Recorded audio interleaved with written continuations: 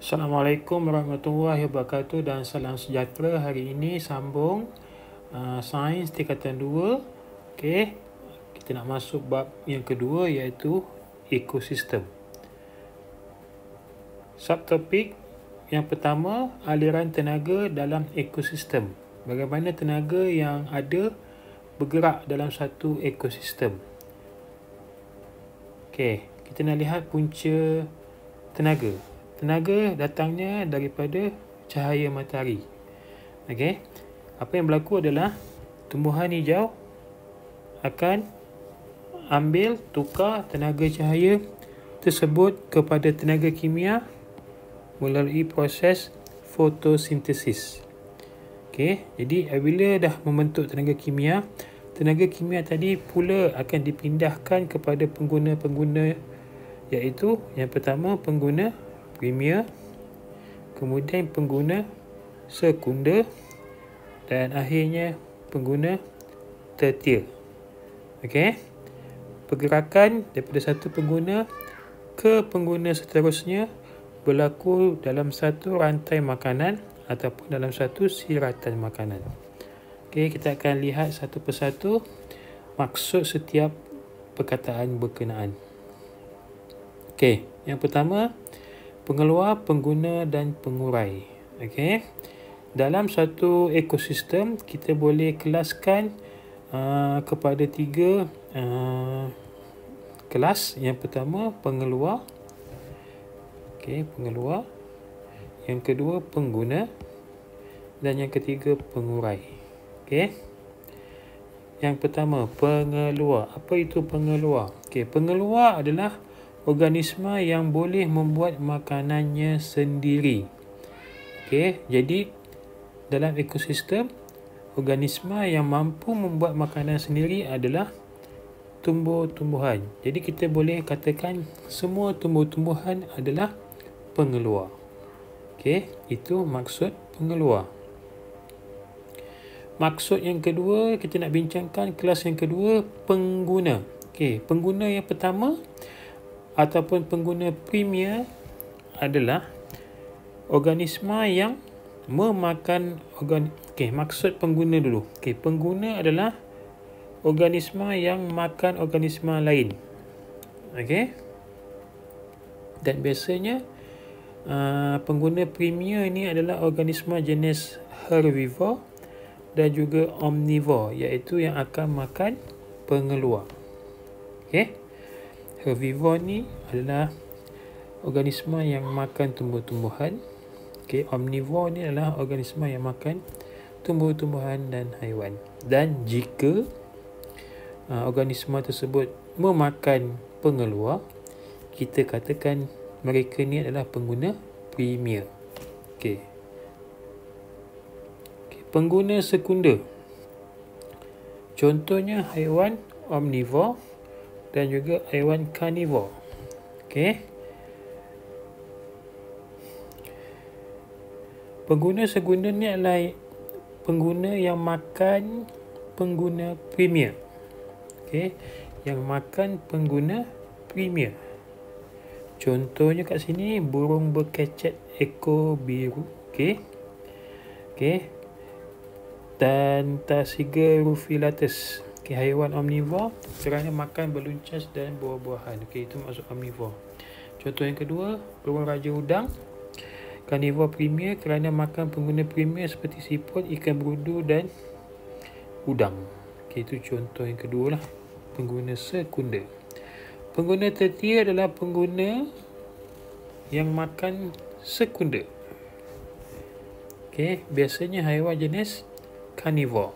Okey, biasanya pengguna tertier ni lebih besar daripada pengguna primer dan pengguna sekunder.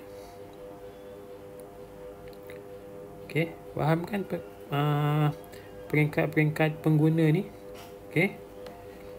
Okey, yang terakhir adalah pengurai. Pengurai ialah organisma yang menguraikan haiwan dan tumbuh-tumbuhan mati kepada bahan-bahan yang lebih ringkas ataupun kepada nutrien lain.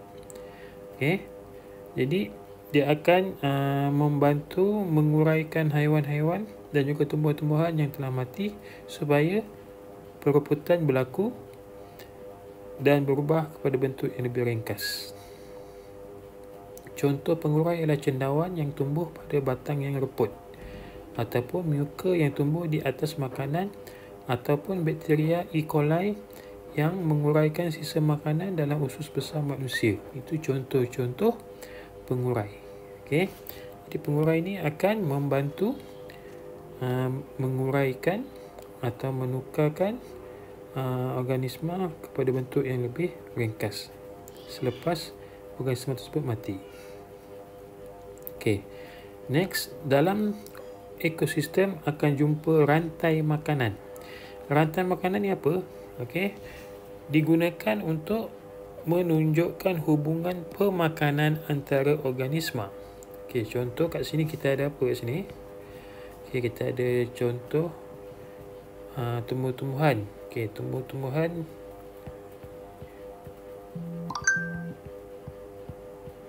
tumbuhan adalah pengeluar.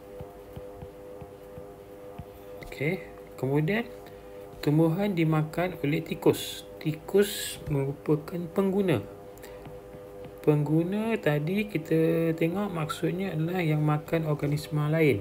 Okey, jadi apabila tikus makan tumbuh-tumbuhan, okey, tikus ni menjadi pengguna premier. Sebab dia yang pertama. Okey. Kemudian kita lihat rantai seterusnya, ular kepada tikus. Ular akan makan tikus. Okey, jadi dia bila dia makan dia jadi pengguna. Tapi sekarang ular jadi pengguna sekunder. Okey. Dan rantai seterusnya kita ada helang. Helang akan makan ular. Jadi bila dia makan dia jadi pengguna. Okey. Dan kategori sekarang ni helang adalah pengguna tertier. Sebab apa? Dia makan pengguna sekunder. Okey, dan akhir sekali kita ada cendawan ni. Ini adalah contoh pengurai. Okey, bila organisma ni mati, maka dia akan uraikan semua tumbuh-tumbuhan dan haiwan tersebut. Dan mula daripada tumbuh-tumbuhan, okey, hingga kepada pengurai akan membentuk satu rantai makanan. Okey. Okey, apa tu siratan makanan? Siratan makanan gabungan beberapa rantai makanan. Okey. Contoh ke atas ni kita ada berapa rantai makanan. Okey, kita lihat. Kubis dimakan beluncas, beluncas dimakan burung, dan burung dimakan ular. Okey, itu satu rantai. Okey, rantai yang kedua, kubis dimakan siput, siput dimakan burung, burung dimakan ular. Okey, itu rantai yang kedua. Okey, kubis dimakan belalang, belalang dimakan oleh burung. Okey, ini menjadi yang ketiga. Okey, kembali. Belalang juga boleh dimakan oleh katak. Jadi rantai yang keempat, katak akan dimakan oleh ular. Okay, jadi kat sini kita boleh jumpa berapa? 4 rantai yang bergabung, dan gabungan rantai-rantai ini membentuk siratan makanan. Okey, anak panah tu merujuk kepada pergerakan tenaga. Okey, tenaga daripada kubis akan dipindahkan ke beluncas, pengguna premier, kemudian dia akan dipindahkan ke burung, pengguna sekunder, kemudian dipindahkan kepada ular, pengguna tertier. Okey. Okey, apa yang berlaku dalam satu rantai makanan? Okey, seperti dalam rantai makanan, tenaga juga dipindahkan daripada satu organisma kepada organisma lain dalam siratan makanan. Sebenarnya sebahagian tenaga hilang kerana digunakan oleh organisma untuk bergerak dan menjalankan proses hidup yang lain seperti respirasi. Okey, apa maksud nombor 2 ni? Apa makna dia? Okey, contoh contoh saja. Tumbuh-tumbuhan ni mungkin dia ada 100 tenaga. Okey. Dan tenaga yang ada tu 100 tu akan digunakan oleh tumbuh-tumbuhan untuk hidup. Contohnya untuk membesar, untuk membiak, okey, dan lain-lain.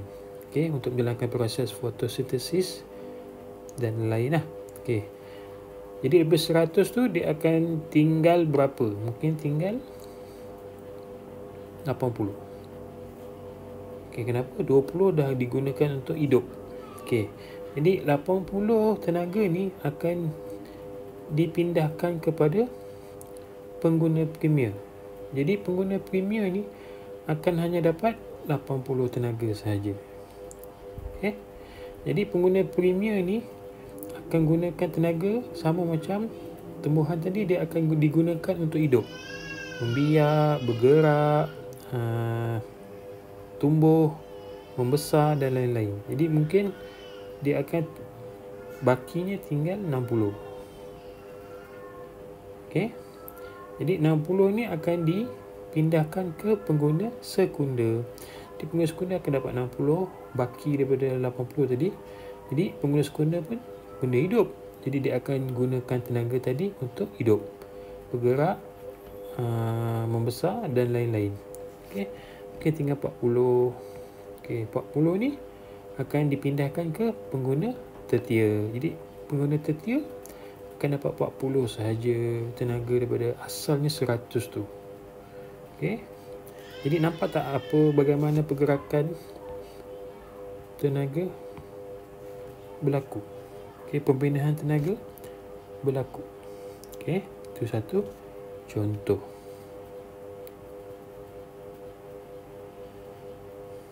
Okay, ini penerangan jelaslah. Eco base mungkin 100 tenaga dia.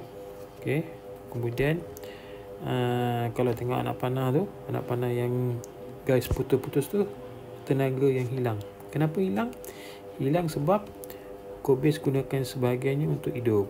Okay, jadi beluncas, siput, belalang ni mungkin dapat 80 je daripada asal. Okey. Proses yang sama berlaku.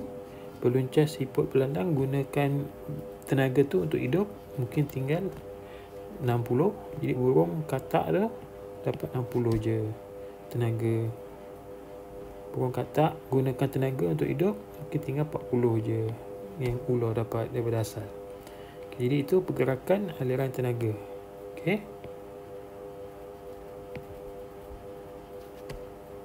Aliran tenaga dalam siratan makanan. Okey, ini tajuk seterusnya kita akan bincang kemudian kita nutrien dalam ekosistem.